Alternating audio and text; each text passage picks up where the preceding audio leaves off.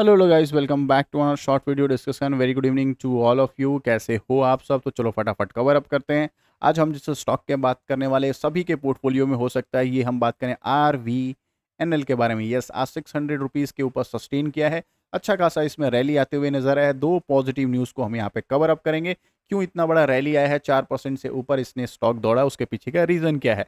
Second and the most important, क्या इसमें long term के लिए हम अभी बने रह सकते हैं, क्या फ्रेश बाइंग कर सकते हैं या फिर एवरेज कर सकते हैं, वो भी मेजर डिस्कशन रहेगा। फंडामेंटल्स हमेशा देखने के लिए मैं आपको बोलता हूँ, फंडामेंटल्स देख लिया करो या लेवल्स देख लिया करो, ये आपके लिए बहुत कॉन्फिडेंस देता है टू होल्ड द स्टॉक। ठीक है, चलो फटाफट कवर अप करते हैं इस स्टॉक के बारे में। अगर आपके पास पहले से ये स्टॉक है तो ज़रूर कमेंट बॉक्स में बताना, और अगर आपकी बाइंग प्राइस बता रहे हो तो ये ज़रूर बताना आपकी बाइंग ईयर क्या थी। अगर 2021 में अगर आपने बाई किया होगा, ये स्टॉक आपको मल्टी बैगर रिटर्न देते हुए नजर आ रहा होगा। ठीक है, चलो फटाफट देख लेते हैं, न्यूज़ को कवर अप करेंगे। उससे पहले अगर आप फर्स्ट टाइम आए हो चैनल पे तो लाइक एंड सब्सक्राइब कर देना। सब्सक्राइब कर रहे हो तो बेल आइकन को ऑल ज़रूर क्लिक कर देना, और कमेंट कर रहे हो तो एक चीज़ का ध्यान रखना, कमेंट कर रहे हो तो बाइंग प्राइस ज़रूर बताना। मैं हर एक कमेंट का रिप्लाई बैक करते हुए नजर आ जाऊंगा। इसके अलावा अगर आप किसी भी स्टॉक का रिगार्डिंग इशू है या कोई भी स्टॉक के रिगार्डिंग मुझसे पूछना है, आप वो भी शेयर कर सकते हो, मैं आपको रिप्लाई बैक कर दूंगा। तो आरवीएनएल की हम बात कर लेते हैं। आज के दिन अच्छा खासा बाइंग आया है, उसके पीछे का रीज़न क्या है। हालांकि ये मल्टी बैगर रिटर्न स्टॉक दे चुका है, लाख करोड़ से ऊपर का मार्केट कैपिटलाइजेशन है, 2500% का, मतलब 2300% का रिटर्न देके बैठी हुई है। और आज के दिन जो बाइंग आया उसके पीछे का सिंपल रीजन था, पटेल इंफ्रा के साथ जो है, पटेल इंजीनियरिंग के साथ अच्छा खासा इनका जो है एमओयू साइन होते हुए नजर आ रहा है। एमओयू जो साइन हुआ वो किसके लिए हुआ? हाइड्रो के लिए हुआ है, इंफ्रा प्रोजेक्ट डेवलपमेंट के लिए हुआ है। तो इस चीज़ का ध्यान रखना, बड़े ऐसे प्लेयर के साथ कभी भी कंपनी ज्वाइंट होती है, दोनों बिग प्लेयर हैं, तो अच्छा खासा इसमें रैली बनते हुए नजर आए। इसका कोऑर्डिनेशन किस लिए हुआ है, इस चीज़ का भी ध्यान रखना। तो बोथ डोमेस्टिक ज्वाइंट वेंचर कर रहे हैं, तो इनका जो कोऑर्डिनेशन हुआ है वो हुआ है strategic structure and term insurance unified approach. मतलब जो हाइड्रो प्लांट बनाने वाले हैं, हाइड्रो प्रोजेक्ट जो डेवलप होने वाला है, उसमें स्ट्रैटेजी क्या रहेगी, कौन कौन से स्ट्रक्चर्स बनाए जाएंगे, उसके डिज़ाइंस वगैरह क्या रहेंगे, सारे चीज़ के लिए वो एमओयू साइन करते हुए ये नज़र आया। इसकी अच्छा खासा इसमें बाइंग होते हुए नज़र आ गया था। सेकंड मोस्ट इंपॉर्टेंट अगर न्यूज़ की बात करेंगे तो आज के दिन एमसीआई एडजस्टमेंट हुआ था। ठीक है,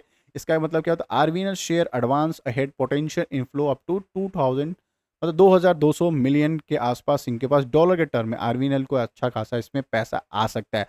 क्यों आ सकता है? तो पटेल इंफ्रा के साथ तो एक तो इनका टाई अप हुआ, आज के दिन एमओयू साइन हुआ। उसके बाद एक और न्यूज़ सामने आई। न्यूज़ क्या सामने आई? एमसीआई ग्लोबल स्टैंडर्ड इंडेक्स में भी इनका जो है इंक्लूड हुआ है। मतलब क्या? आरवीएनएल उसके अंदर, एमसीआई हर एक का इंडेक्स, जैसे हमारे पास निफ्टी 50 है, बैंक निफ्टी है, निफ्टी पीएसयू है, बहुत सारे हैं। उसी तरह ग्लोबल प्रेजेंस में देखोगे एमएससीआई ग्लोबल इंडेक्स है, वहां पे इनका आरवीएनएल का एंट्री होते हुए स्टॉक का नजर आ। जब भी मैंने बताया है कोई भी बड़े बड़े इंडेक्स में एंट्री होता है तो क्या होता है, सबसे बड़ा इंपॉर्टेंट होता है इनफ्लो। इनफ्लो मतलब क्या है? वहां के पैसे जो है आरवीएनएल में आते हुए नजर आ जाएंगे। 180 से लेकर 200 मिलियन डॉलर के आसपास इनके स्टॉक में पैसा आते हुए नजर आ जाएगा।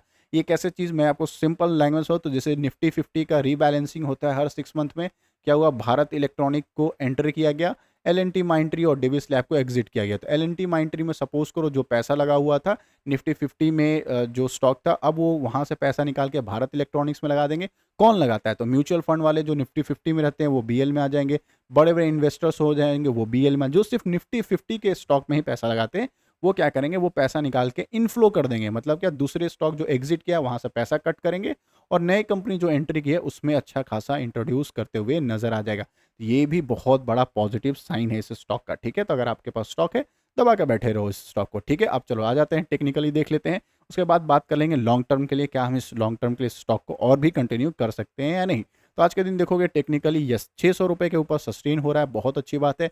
50 ईएमए के ऊपर भी सस्टेन हो रहा है, ये भी बहुत अच्छी बात है। और ये ट्रेंड लाइन को अभी भी रिस्पेक्ट करते हुए नजर आ रहा है। इसका मतलब क्या स्टिल ये स्टॉक में पॉजिटिविटी है। अगर 600 रुपये को 2-4 दिन ये सस्टेन करता है तो फिर ये ब्रेकआउट करते हुए 648 जो 52 वीक हाई है, 650 के आसपास ये नजर आते हुए ये स्टॉक नजर आएगा। ये किसके लिए बता रहा हूँ? शॉर्ट टर्म इन्वेस्टर्स के लिए बता रहा हूँ, जो पहले से बाई किए हो, सिंपल बाई किए हो, होल्ड करना तो प्रॉफिट होते रहेगा। ये सिंपल फॉर्मूला है, ये चीज़ तो आपको पता ही होगा, बहुत बार मैंने आपको बताया। इन्वेस्टर हमेशा बाई करते हैं कब? लोअर लेवल पे, छोटे लेवल्स पे हमेशा यहाँ पे बाई करते रहे तो आराम से आपको लॉन्ग रन में पैसा मिलेगा। टॉप लेवल पे कभी भी बाई कर रहे हो, मैं आपको मल्टीपल टाइम बोला हूँ, कभी भी टॉप लेवल पे कभी भी बाई कर रहे हो, भागती हुई ट्रेन, मतलब किसी दिन न्यूज़ सुना स्टॉक भाग रहा है, आप बाई कर रहे हो तो बाई कर रहे हो तो क्वांटिटी थोड़ा सा कम कर लेना। क्यों मैं कर रहा हूँ, अगर सपोज़ करो ये बुल रन में था, ये कैंडल जो ग्रीन हुआ है, इसके बाद सपोज़ करो यहाँ किसी ने बाय किया हो, ये स्टॉक नीचे आया होगा, तो अगर आप यहाँ पे छोटे क्वांटिटी में बाय किए हो तो यहाँ पे आप कहीं एवरेज कर लेते ना। इसलिए मैं बोलता हूँ, अगर वो भागती हुई ट्रेन पकड़ रहे हो तो क्वांटिटी कम कर लेना, अगर नीचे आता है तो आपको एवरेज करने का आपके पास पैसा रहेगा, तो पैनिक का सिनेरियो नहीं होगा। चलो अब और फंडामेंटल्स देख लेते हैं, ताकि लॉन्ग टर्म्स वाले लोग एंजॉय कर सकते हैं। ठीक है, चलो आई होप मेरे एनालिसिस अच्छे लग रहे हो तो लाइक एंड सब्सक्राइब कर देना। सब्सक्राइब कर रहे हो तो बेल आइकन को ऑल जरूर क्लिक कर देना, तभी मेरे वीडियोस आप तक रीच आउट कर जाए। अब जो ये बातें करने वाले हैं फंडामेंटल्स, वो लॉन्ग टर्म के लिए माइंडसेट के रखेंगे कि क्यों हम स्टॉक को होल्ड कर सकते हैं। तो आरबीएनएल की बात करें तो अभी इनको लास्ट देखो लेटर ऑफ एक्सेप्टेंस मिल चुका है 202 करोड़ का, जो हमेशा इनको वीक में या फिर मंथली इनको मल्टीपल ऑर्डर्स मिलते रहते हैं, ये चीज़ आपको पता होना चाहिए। साउथर्न ईस्टर्न ए से उनको रेलवे प्रोजेक्ट के लिए लेटर ऑफ एक्सेप्टेंस से 202 करोड़ का एक और ऑर्डर मिलते हुए नजर आ रहा है। तो इनका टोटल ऑर्डर बुक कितना हो गया, अगर इनका ऑर्डर बुक अगर आप कंसीडर करोगे तो 83,222 करोड़ का ऑर्डर बुक होते हुए नजर आ रहा है। तो कमाल का बात है, बड़े बड़े ऑर्डर्स मिल रहे हैं, ऑर्डर बुक भी स्ट्रांग हो रहा है। जितना ज़्यादा ऑर्डर बुक स्ट्रांग होगा उससे फ़ायदा क्या होता है, तो सबसे पहले आप देखना, आप कभी भी रिजल्ट देखते हो यानी क्वार्टरली रिजल्ट देखते हो तो सबसे पहला कॉलम क्या होता है, रेवेन्यू देखते हो। रेवेन्यू कहाँ से आता है, ऑर्डर मिलेगा, ऑर्डर मिलेगा, बड़े बड़े ऑर्डर्स मिल रहे हैं तो रेवेन्यू जो है quarter and quarter year on year जो है जंप होते हुए नजर आ जाएगा। इसलिए कहते हैं जितना ज़्यादा रेवेन्यू बढ़ेगा उतना ज़्यादा एक्सपेक्टेशन रहता है कि आदमी का स्टॉक जो है ऊपर जाते हुए नजर आ जाएगा। ऑर्डर मिल रहा है मतलब रेवेन्यू का ग्रोथ बहुत ज़्यादा स्ट्रांग है, तो इनका ऑर्डर बुक बहुत स्ट्रांग हो रहा है, मल्टीपल इनको ऑर्डर्स मिलते हुए नजर आ रहे हैं। इसके अलावा आरबीएनएल को शेयर जो और भी जंप कर सकता है 647, इसके पीछे का रीज़न क्या है, तो देखो उन्होंने एशिया में, अभी आपको पता है एक और डेलीगेशन, इंटरनेशनल डेलीगेशन हमारे यहाँ आया था इंडिया में, इसमें बीईएमएल के साथ भी एमओयू साइन किया था और आरवीएनएल के साथ भी एमओयू साइन हुआ था। किसने साइन किया था, तो देखो आरबीआई ने इन्फॉर्म दैट एक्सचेंज मतलब आपको एनएसई के पास या बीएसई के वेबसाइट पर भी जाकर चेकआउट कर सकते हो, वहाँ पे पीडीएफ अपलोडेड है।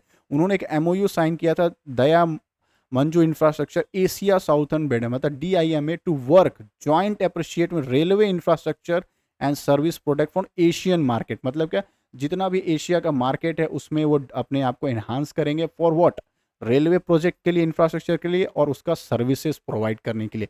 मतलब क्या, इंटरनेशनल फॉर्म में भी ये बड़े बड़े टाई अप करते हुए बैठ रहे हैं।